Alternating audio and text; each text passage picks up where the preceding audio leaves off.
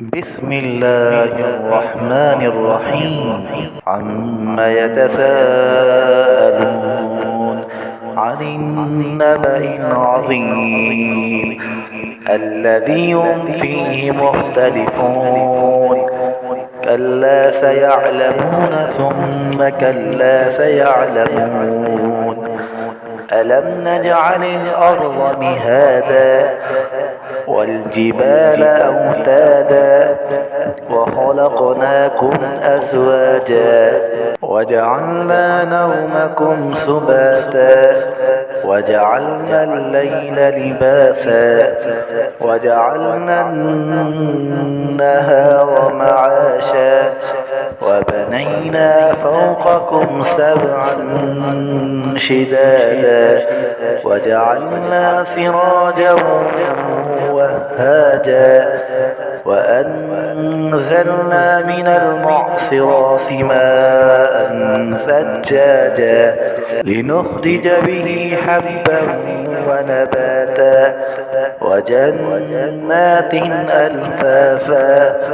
إن يوم الفصل كان ميقاتا يوم ينفخ في السور فتأتون أفواجا وفتحت السماء فكانت أبوابا وسيرت الجبال فكانت سرابا.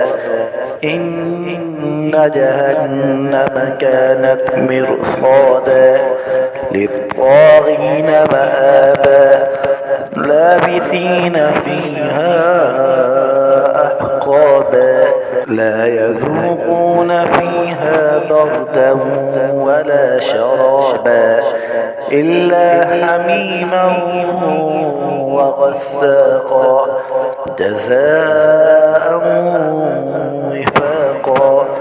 إنهم كانوا لا يرجون حسابا وكذبوا بآياتنا كذابا وكل شيء أحصيناه كتابا فذوقوا فلن نزيدكم إلا عذابا.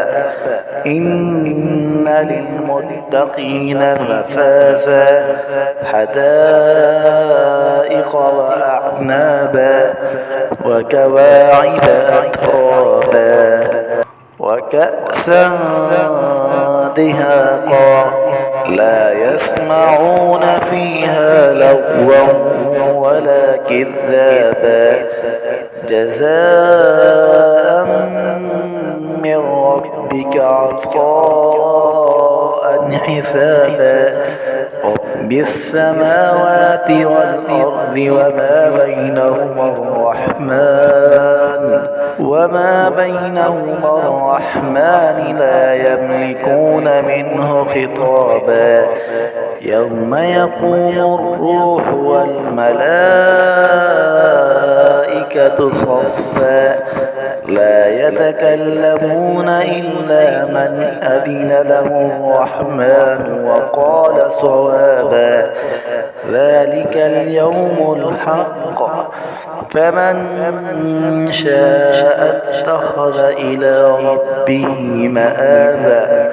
إنا أنذرناكم عذابا قريبا يوم ينظر المرء ما قدمت يداه ويقول الكافر يا ليتني كنت ترابا.